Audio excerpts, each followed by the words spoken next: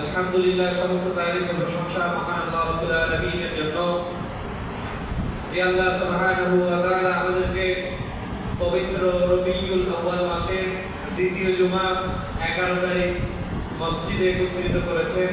কালিমাতুশ শুকর আদায়ে আমরা সকলে বলছি আলহামদুলিল্লাহ। দরুদ ও সালাম বর্ষিত হোক সর্বকালে সর্বযুগে সর্বশ্রেষ্ঠ মহামানব জনাব মুহাম্মদুর রাসূলুল্লাহ সাল্লাল্লাহু আলাইহি ওয়াসাল্লামের প্রতি। আজকে আমরা পবিত্র মাহে রবিউল আউয়াল মাসে মসজিদে একত্রিত হয়েছি, যে মাস মুসলমানদের কাছে অত্যন্ত গুরুত্বপূর্ণ এবং তাৎপর্যপূর্ণ। কেননা মুসলমানদের প্রাণ প্রিয় রাসূল, সমগ্র জগতের বিশ্ব নেতা, বিশ্ব মানবতার মুক্তিদূত সরকারে দো জাহান জনাব মুহাম্মদুর রাসূলুল্লাহ সাল্লাল্লাহু আলাইহি ওয়াসাল্লাম এই মাসে পৃথিবীতে আগমন করেছেন। আমরা গত জুমায় নবীজি সাল্লাল্লাহু আলাইহি ওয়াসাল্লামের পিতা আব্দুল্লাহ, তার দাদা আব্দুল মুত্তালিব, তার আম্মা আমিনা এবং আরবের ভৌগোলিক অবস্থান সম্পর্কে আলোচনা করেছিলাম। আজকে আমরা নবীজি সাল্লাল্লাহু আলাইহি সাল্লামের জন্ম থেকে নিয়ে যতদূর পর্যন্ত আলোচনা করা যায় আমরা চেষ্টা করব। যেহেতু রবিউল আউয়াল মাস ধারাবাহিকভাবে নবীজি সাল্লাল্লাহু আলাইহি সাল্লামের সিরাত এবং মাউলুদ বা মিলাদ, জন্ম এবং কর্ম নিয়ে ধারাবাহিকভাবে আলোচনা করা হবে ইনশাআল্লাহ। এই যে রবিউল আউয়াল মাস, আরবিতে 12 মাসের মধ্যে অন্যতম একটি মাস। রবি শব্দের অর্থ হচ্ছে বসন্ত। রবিউল আউয়াল মানে হচ্ছে প্রথম বসন্ত। রবিউল আউয়াল শব্দের অর্থ হচ্ছে প্রথম বসন্ত। বসন্ত যেমন, বসন্ত ঋতুতে যেমন ফুলে ফলে, ফুলে বিশেষ করে সারা দেশ জুড়ে ফুলে এবং সবুজে ভরে ওঠে, প্রকৃতিকে সৌন্দর্যমণ্ডিত করে, অনুরূপভাবে রবিউল আউয়ালে আল্লাহ সুবহানাহু ওয়া তাআলা জগতের সর্বশ্রেষ্ঠ এবং সর্বশেষ পয়গম্বর মুহাম্মদ সাল্লাল্লাহু আলাইহি ওয়াসাল্লামকে প্রেরণের মাধ্যমে এই দুর্ভাগা জাতি, অন্ধকার জাতি, নিষ্পেষিত জাতি, যেখানে মানুষদের কোনো মূল্য ছিল না, বিশেষ করে নারীদের কোনো মূল্য ছিল না, এই সমাজ, এই ঘুরে ধরা সমাজটাকে সর্বকালের সর্বযুগের সর্বশ্রেষ্ঠ সমাজ হিসেবে উপহার দিয়েছিলেন নবী মুহাম্মদ সাল্লাল্লাহু আলাইহি ওয়াসাল্লাম। সেই নবীজি এই মাসে জন্মগ্রহণ করেছেন। নবীজি সাল্লাল্লাহু আলাইহি ওয়াসাল্লাম কোন মাসে জন্মগ্রহণ করেছেন এবং কোন দিনে জন্মগ্রহণ করেছেন, এটা নিয়ে প্রায় 7 থেকে 8টা মতামত সিরাতের কিতাবে পাওয়া যায়। কোরআন এবং হাদিসে এসেছে। আল্লাহ সুবহানাহু ওয়া তাআলা কোরআনুল কারীমে বলেন, ওয়া মা আরসালনাকা ইল্লা রাহমাতাল লিল আলামিন। এই জগতের জন্য আমি মুহাম্মদ সাল্লাল্লাহু আলাইহি ওয়াসাল্লামকে রহমত রূপে প্রেরণ করেছি। বলেন সুবহানাল্লাহ। হাদিস শরীফের মধ্যে, সহিহ মুসলিমের মধ্যে বর্ণিত হয়েছে, আল্লাহ পাকের নবী সাল্লাল্লাহু মুহাম্মদ সাল্লাল্লাহু আলাইহি ওয়াসাল্লামকে জিজ্ঞেস করা হলো, ইয়া রাসূলুল্লাহ, আপনি সোমবার দিন কেন রোজা রাখেন? নবীজি বললেন, আমি দুইটা কারণে সোমবারের দিনে রোজা রাখি। একটা কারণ হলো উলিদতু, এই দিনে আমি জন্মগ্রহণ করেছি, সোমবারের দিনে আমি জন্মগ্রহণ করেছি, এই জন্য সোমবারের দিনে আমি রোজা রাখি। আর একটা কারণ হলো সোমবারের দিনে প্রথম জিবরাইল আলাইহিস সালাম আমার কাছে ওহী নিয়ে এসেছিলেন, এই কারণে আমি সোমবারের দিনে রোজা রাখি। হাদিস সহিহ মুসলিমের মধ্যে বর্ণিত। তাহলে কোরআন এবং হাদিস থেকে আমরা পেলাম নবীজিকে আল্লাহ দুনিয়াতে প্রেরণ করেছেন। নবীজি বলছেন, আমি সোমবারের দিনে এসেছি, এই কারণে সোমবারের দিনে রোজা রাখি। তার মানে কোরআন এবং হাদিস থেকে আমরা এটুকু পেলাম, নবীজি সোমবারের দিনে পৃথিবীতে এসেছেন। কোন মাসে এসেছেন, কোন বছরে এসেছেন, হাদিসেও নেই, কোরআনেও নেই। ঐতিহাসিকরা সিরাতের কিতাবে 7টা বর্ণনা দিয়েছেন। প্রসিদ্ধ বর্ণনা হচ্ছে আমলুল ফিল, অর্থাৎ হাতির বছর। আলাম তারা কাইফা ফাআলা রাব্বুকা বিআসহাবিল ফিল আলাম ইয়াজআল কাইদাহুম ফি তাদলিল ওয়া আরসালা আলাইহিম তায়রান আবাবিল তারমিহিম বিহিজারাতিন মিন সিজিল। সূরাতুল ফিলের সঙ্গে নবীজির জন্মের সম্পর্ক ওতপ্রোতভাবে জড়িত। কিভাবে জড়িত? নবীজি যে বছর জন্মগ্রহণ করেছে বাদশা আবরাহা সেই বছরই নবীজির জন্মের কোন বর্ণনা এসেছে 50 দিন পূর্বে, কোন বর্ণনা এসেছে 40 দিন পূর্বে। নবীজির জন্মের 40 দিন বা 50 দিন বা 2 মাস পূর্বে আবরাহা খানায় কাবা আক্রমণ করার জন্য এসেছিলেন। আল্লাহ রাব্বুল আলামিন আবরাহাকে ধ্বংস করে দিয়েছেন। আল্লাহ বলেন ওয়ারসাল আলাইহিম তায়রান আবাবিল, আমি তাদের জন্য প্রেরণ করেছিলাম ছোট্ট ছোট্ট পাখি। তায়রান মানে পাখি, আবাবিল মানে ঝাঁকে ঝাঁকে, দলবদ্ধভাবে একের পর এক করে অসংখ্য ঝাঁকে ঝাঁকে অসংখ্য দলে দলে পাখি এসেছিল। পাখির হাতে কঙ্কর ছিল, পাথর ছিল, পোড়ামাটি ছিল। এগুলো এই হস্তি বাহিনী বাদশা আবরাহা এবং তার বাহিনী, তার হাতি বাহিনীদেরকে এই পাথরগুলো নিক্ষেপ করে তাদেরকে দুনিয়া থেকে শেষ করে দিয়েছে। তার মানে আমরা পবিত্র কোরআনুল কারীমের সূরাতুল ফিল থেকে পেলাম নবীজি জন্মগ্রহণ করেছেন হাতির বছর। হাতির বছর মানে 570 খ্রিস্টাব্দ, এটুকু আমরা পেলাম। এখন কোন দিন জন্মগ্রহণ করেছে? সিরাত ইবনে হিশাম আর রাইকুল মাকতুব। সিরাত ইবনে হিশাম, সিরাত ইবনে হিব্বান, মানবতার বন্ধু মুহাম্মদ। এবং আমার হাতেও একটা বই দেখছেন, বইটার নাম হচ্ছে নবীর রহমত। সৈয়দ আবুল হাসান আন-নদভী রাহমাতুল্লাহ আলাইহি লিখেছেন, প্রথম বর্ণনা নবীজি জন্মগ্রহণ করেছে রবিউল আউয়াল মাসের 2 তারিখে। আরেকটা বর্ণনা নবীজি জন্মগ্রহণ করেছে রবিউল আউয়াল মাসের 8 তারিখে। আরেকটা বর্ণনা নবীজি জন্মগ্রহণ করেছে রবিউল আউয়াল মাসের 9 তারিখে। আরেকটা বর্ণনা নবীজি জন্মগ্রহণ করেছে জামাদিউস সানি মাসের 12 তারিখে। আরেকটা বর্ণনা নবীজি জন্মগ্রহণ করেছে রমজান মাসের শেষের দিকে। আরেকটা বর্ণনা নবীজি সাল্লাল্লাহু আলাইহি সাল্লাম জন্মগ্রহণ করেছে রবিউল আউয়াল মাসের 12 তারিখে। প্রশ্ন, বিশ্ব মানবতার মুক্তির দিশারি মুহাম্মদ সাল্লাল্লাহু আলাইহি সাল্লামের জন্ম নিয়ে এত মতভেদ কেন? জবাব হলো, আমি যদি আপনাদেরকে বলি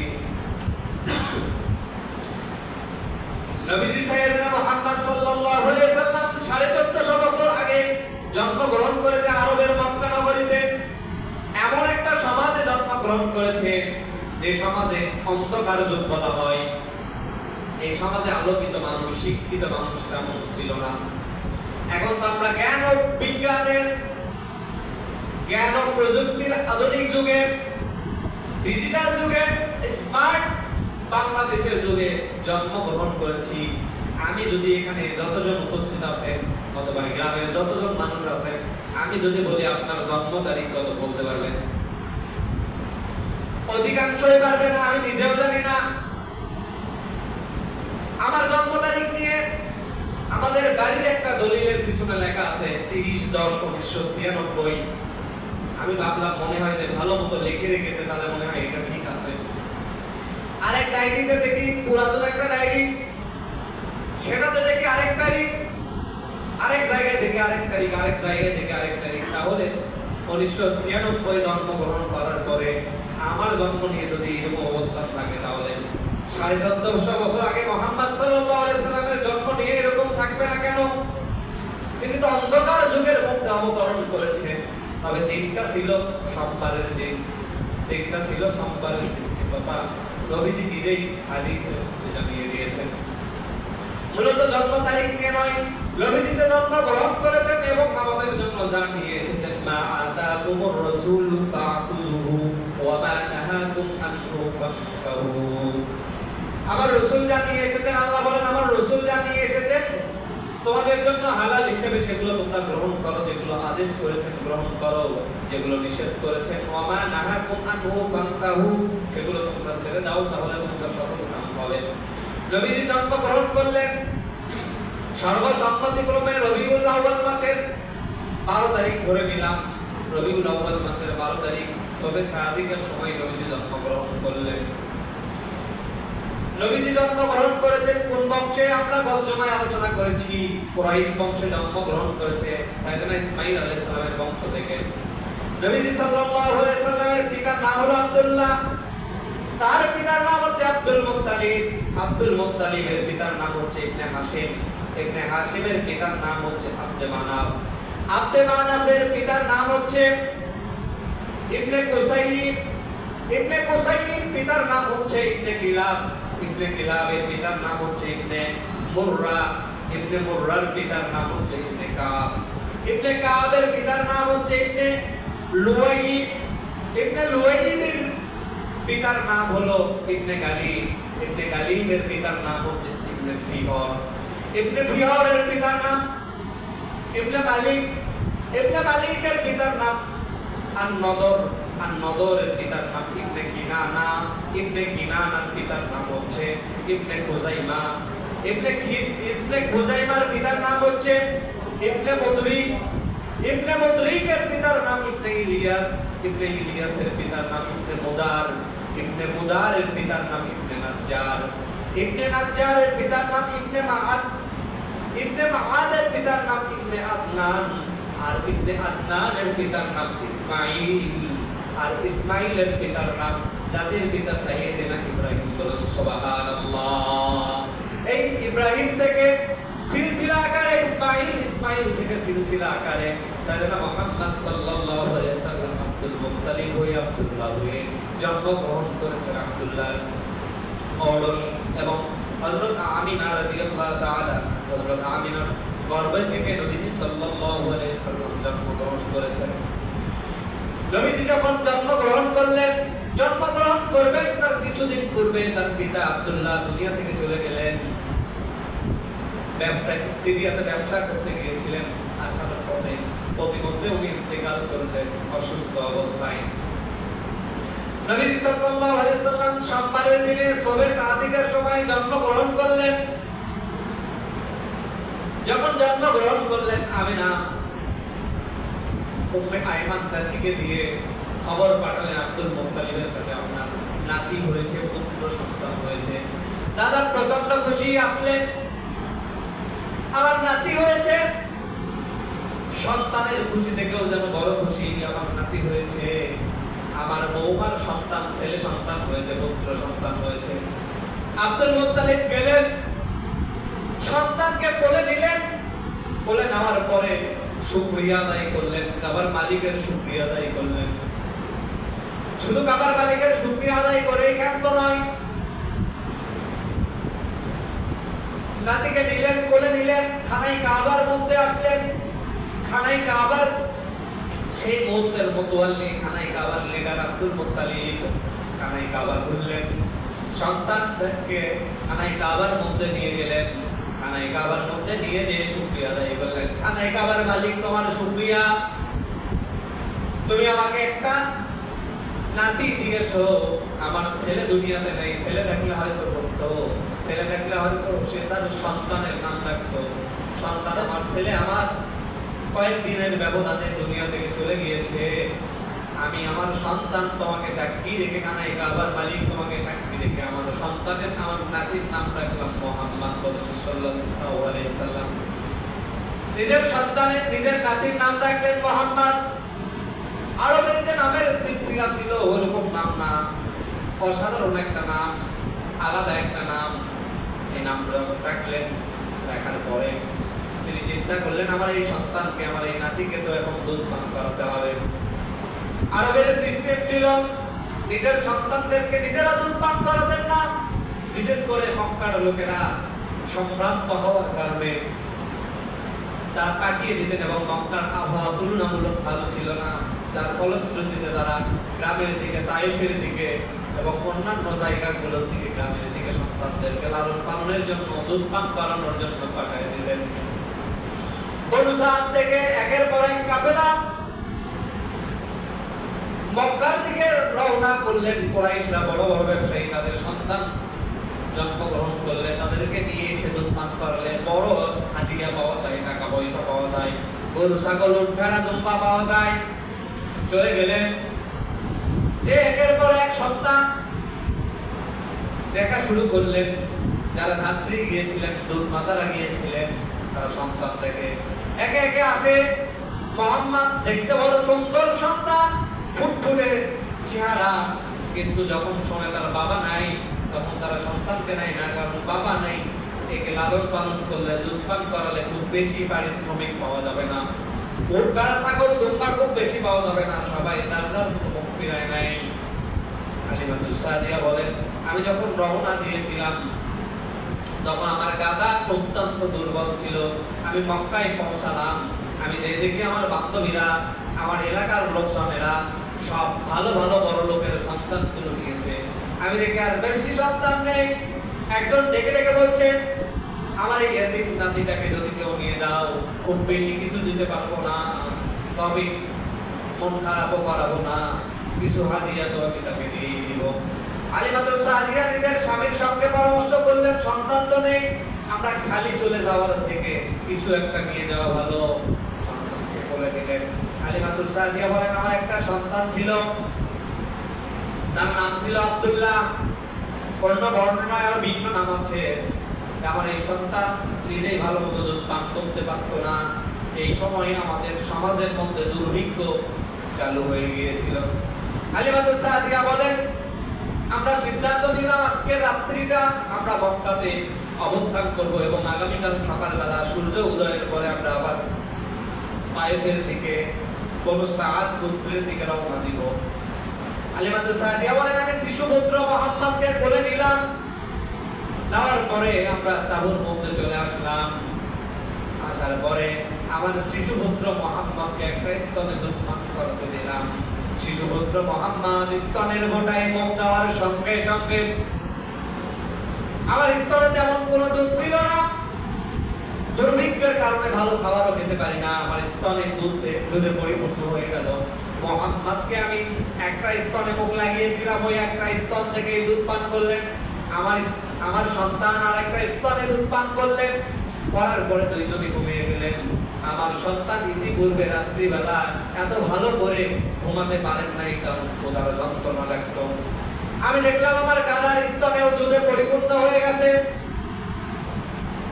আমার বকরিগুলোর স্তনেও দুধ পরিপূর্ণ হয়ে গেছে। আমি পরবর্তী দিনে আমিনার কাছ থেকে, আব্দুল মুত্তালিবের কাছ থেকে বিদায় নিয়ে শিশুপুত্র মুহাম্মদকে নিয়ে আমার গাধার উপর উঠলাম। দেখি আমার গাধা পূর্বের থেকে অধিক গতিতে অগ্রসর হওয়া শুরু করলো। কিছু দূর যাওয়ার পরে দেখি আমার সেই বান্ধবীরা, আমার সেই প্রতিবেশীরা, যারা সন্তান নিয়ে আমার আগে ভাগেই রওনা দিয়েছিল, তাদের গাধা ঘোড়া উঠকে অপেক্ষা করে, ওভারটেক করে, ক্রস করে আমার গাধাটা চলতে থাকলো। মহিলারা ডেকে ডেকে বলে, হালিমাতুস সাদিয়া, কি পেলে তুমি? কি মিরাক্কেল ঘটে গেল তোমার সঙ্গে? তোমার গাধা অত্যন্ত দুর্বল ছিল, তুমি কি গাধা পরিবর্তন করেছো? আব্দুল মুত্তালিব কি তোমাকে নতুন গাধা দিয়েছে? বলে, না না, এটা তো আমার সেই গাধা, কিন্তু কেন জানি না এই সন্তানকে কোলে নেওয়ার পর থেকে এই গাধার শক্তি বেড়ে গিয়েছে। হযরত হালিমাতুস সাদিয়া বলে, আমি নিয়ে আসলাম সন্তানকে, নিয়ে আসলাম। নিয়ে আসার পরে দেখি আমার বকরির পাল ছিল, উটের পাল ছিল, ভেড়ার পাল ছিল, প্রত্যেকটা দুধে পরিপূর্ণ হয়ে গেছে। দুধ দহন করলাম, দহন করতে করতে দেখি আমার বাড়ির আর কোনো পাত্র অবশিষ্ট নেই, যে পাত্রতে আমি আর দুধ রাখবো। আমি ছেড়ে দিলাম, সবাইকে ছেড়ে দিলাম। ইতিমধ্যে প্রসিদ্ধ কথা হয়ে গেল, এই রাখালেরা তোমরা কোন জায়গায় নিয়ে যাও, কোন মাঠে নিয়ে যাও, তোমাদের ছাগলের স্তনে, তোমাদের উটের স্তনে, তোমাদের গাভীর স্তনে, ভেড়ার স্তনে দুধ নাই। অথচ হালিমাতুস সাদিয়ার ছাগলগুলো দুধে পরিপূর্ণ। হালিমাতুস সাদিয়ার ছাগলগুলো, উটগুলো, ভেড়াগুলো, দুম্বাগুলো দুধে পরিপূর্ণ। তাদের শরীরগুলো অত্যন্ত মজবুত। হালিমাতুস সাদিয়ার ছাগলগুলো তার রাখালরা যেই জায়গায় নিয়ে যায়, তোমরাও তোমাদের ছাগল, ভেড়া, দুম্বাগুলোকে ওই জায়গায় নিয়ে যাও, ওই মাঠের মধ্যে নিয়ে যাও। কিন্তু দেখা গেল একই জায়গায় নিয়ে যাওয়ার পরেও লাভ নাই। বরকতটা ঘাসের নয়, বরকতটা মাঠে নয়, বরকতটা হচ্ছে শিশু নবী সাইয়েদনা মুহাম্মদুর রাসূলুল্লাহ সাল্লাল্লাহু আলাইহি ওয়াসাল্লামের। হাদিস শরীফের মধ্যে এসেছে, নবিয়্যু নাবিয়্যান লাউ কানা তিফলান, নবী নবী যদি উঠে শিশু, শিশু অবস্থা থেকেই নবী নবী। গত জুমায় আলোচনা করেছিলাম নবীরা নবুয়ত প্রাপ্ত হয়। বেশিরভাগ নবী সাইয়েদনা ঈসা আলাইহিস সালাম ছাড়া এবং আদম আলাইহিস সালাম ছাড়া বেশিরভাগ নবী 40 বছর বয়স থেকে নবুয়ত পেয়েছেন। মুসা আলাইহিস সালাম 40 বছর বয়সে নবুয়ত পেয়েছেন। সুলাইমান আলাইহিস সালাম 40 বছর বয়সে নবুয়ত পেয়েছেন। দাউদ আলাইহিস সালাম 40 বছরে নবুয়ত পেয়েছেন। মুহাম্মদ সাল্লাল্লাহু আলাইহি সাল্লাম 40 বছর বয়সে নবুয়ত পেয়েছেন। কিন্তু তিনি নবী তখন থেকেই, যখন আদম আলাইহিস সালামের রূহ এবং দেহ ধুলার মধ্যে গড়াগড়ি করতেছিল, তার আগে থেকেই মুহাম্মদ সাল্লাল্লাহু আলাইহি সাল্লাম নবী। মুসা তো তখনও নবী, যখন ছোট অবস্থায় ফেরাউনকে থাপ্পড় মেরেছিল তখনও তো মুসা নবী। নবুয়ত প্রাপ্তি হয়েছে, অর্থাৎ নবুয়তের দায়িত্ব তাকে 40 বছর বয়সে তুর পাহাড়ে আল্লাহ রাব্বুল আলামিন ডেকে নিয়ে গিয়ে দিয়েছেন, সেটা ভিন্ন কথা। কিন্তু নবী মুসা শিশু থেকেই নবী। নবী মুহাম্মদ সাল্লাল্লাহু আলাইহি সাল্লাম শিশু অবস্থা থেকেই নবী। হালিমাতুস সাদিয়ার গৃহে 2 বছর থাকলেন। 2 বছরের মধ্যে অনেক আলামত দেখেছেন। হালিমাতুস সাদিয়া নিয়ে আসলেন, চুক্তি মোতাবেক নিয়ে আসলেন মক্কার দিকে। যখন মক্কার দিকে নিয়ে আসলেন, হালিমাতুস সাদিয়া ছাড়তে চান না। এত বরকতপূর্ণ সন্তান, এত ভদ্র সন্তান, এত নম্র সন্তান, এত সুন্দর সন্তান, কেমন করে আমি ছেড়ে দিয়ে আসি আপনার কাছে। আসলেন, আসার পরে সেই সময় মক্কায় আবার মহামারী প্লেগ রোগ দেখা দিল। যখন মহামারী প্লেগ রোগ দেখা দিল, কৌশলে হালিমাতুস সাদিয়া বললেন, বোন আমিনারে, সন্তানটাকে 2 বছর ধরে দুধ পান করালাম, মক্কার মধ্যে প্লেগ রোগ দেখা দিয়েছে, না জানি এই সন্তানের উপর যদি প্লেগ রোগ চড়াও হয়ে যায়, প্লেগ রোগ যদি এই সন্তানটাকে মুহাম্মদকে ধরে ফেলে, তাহলে খুব খারাপ হয়ে যাবে। বোন, তুমি একটা কাজ করো, আমার সাথে আবার পাঠায় দাও, কিছুদিন পরে না হয় আমি আবার নিয়ে আসবো। হালিমাতুস সাদিয়া সন্তান মুহাম্মদকে তার মা আমিনার কোলে দিয়ে আবার ফিরায় নিয়ে আসলেন প্লেগ রোগের কারণে। আরো প্রায় 2 বছরের মতো হালিমাতুস সাদিয়ার গৃহে নবী মুহাম্মদ সাল্লাল্লাহু আলাইহি সাল্লাম লালন পালন করছেন। প্রতিদিনের মতো একদিন মুহাম্মদ সাল্লাল্লাহু আলাইহি সাল্লাম শিশুদের সঙ্গে খেলতে গিয়েছেন। তার দুধ ভাই হঠাৎ করে দৌড়ে এসে হযরত হালিমাতুস সাদিয়াকে বলেন, আম্মা, মনে হয় আমার শিশু ভাই মুহাম্মদ, আমার দুধ ভাই, মনে হয় আর চিন্তা নাই। কেন, কি হয়েছে? বলল, মা, আমি লক্ষ্য করে দেখি সাদা পোশাক পরে তা 2 জন লোক এসে তার বুকটা ছিঁড়ে ফেলেছে, মনে হয় তাকে জবাই করে ফেলেছে। হযরত হালিমাতুস সাদিয়া বলেন, আমি খুব চিন্তিত হয়ে গেলাম। সন্তান আমার নয়, আমিনার সন্তান আব্দুল মুত্তালিব, খানাই কাবার মুতাওয়াল্লি, তাদের কাছে আমি কি জবাব দিব? দৌড়াদৌড়ি করে গেলাম। আমি যে দেখি শিশু মুহাম্মদ বসে আছে, মলিন চেহারায় বসে আছে। আমি লক্ষ্য করে দেখলাম তার বুকের দিকে একটা আঁচড়ের মতো চিহ্ন দেখা যায়, মনে হয় কিছু ধরেছে। তাকে বললাম, কিছু বলতে পারো? সে বলে, না, আমি তেমন কিছু বলতে পারি না। 2 জন লোক আমাকে শুয়ে দিয়েছে, শুয়ে দিয়ে কি কি যেন করেছে, আমি আর কিছু বলতে পারি না। এটা ছিল সিনা চাক, বা এটাকে বলা হয় শাক্কে সদর। সিনা চাক নবীজির জীবনে কয়েকবার সিনা চাক করেছিলেন। এটা প্রথম। মানুষের অন্তরের মধ্যে সৃষ্টিগতভাবে কিছু শয়তানের কুমন্ত্রণা মানুষকে গ্রাস করে। এই কুমন্ত্রণা থেকে যেন নবী মুহাম্মদ সাল্লাল্লাহু আলাইহি সাল্লাম পরিপূর্ণভাবে মুক্ত থাকেন, এজন্য তাকে ওপেন হার্ট সার্জারি করে নবী মুহাম্মদ সাল্লাল্লাহু আলাইহি সাল্লামের কলব থেকে কালো কিছু অংশ আল্লাহ রাব্বুল আলামিনের ফেরেশতা জিবরাইল আলাইহিস সালাম বের করে দিয়েছিলেন। হালিমাতুস সাদিয়া বলেন, আমি খুব চিন্তিত হয়ে গেলাম। আমি চিন্তা করলাম আর রিস্ক নেওয়া ঠিক নয়। আমি সন্তানকে আবার তার মা আমিনার কাছে নিয়ে আসলাম। আমিনার কাছে কিছুদিন থাকার পরে বয়স প্রায় 6 এর কাছাকাছি। তখন আমিনা আব্দুল মুত্তালিবকে বললেন, বাবা, সন্তান তো আমার এতই অভাগা যে নিজের বাবাকে যখন একবারও দেখতে পারেন নাই, বাবাও দেখতে পারেন নাই, আমি তার কবর জিয়ারত করতে যাব এই সুযোগে। আমার আত্মীয় স্বজনের বাড়ি, আমার বাবার বাড়িতেও আমি একটু কিছু সময় থেকে আসবো।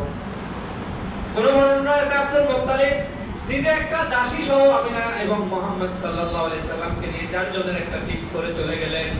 কোন বর্ণনায় আছে আব্দুল মুত্তালিব তার সঙ্গে দাসী উম্মে আইমানকে দিলেন।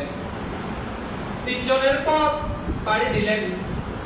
দীর্ঘ সময় মায়ের বাড়িতে থাকলেন, নানি বাড়িতে থাকলেন। রাসূলুল্লাহ সাল্লাল্লাহু আলাইহি সাল্লাম আসলেন নিজের বাবার কবর জিয়ারত করলেন, জিয়ারত করার পরে চলে আসলেন। প্রতিমধ্যে আমিনাও অসুস্থ হয়ে গেলেন এবং আমিনাও দুনিয়া থেকে চলে গেলেন। আল্লাহ রাব্বুল আলামিন সে কথাই বলেন, আলাম ইয়াজিদকা ইয়াতীমান ফাআওয়া। নবী, আমি কি আপনাকে এতিম অবস্থায় পাই নাই? শুধু এতিম না, আপনাকে ডাবল এতিম অবস্থায় পেয়েছি। জন্মের আগে বাবা শেষ, 6 বছর বয়সে মাও শেষ।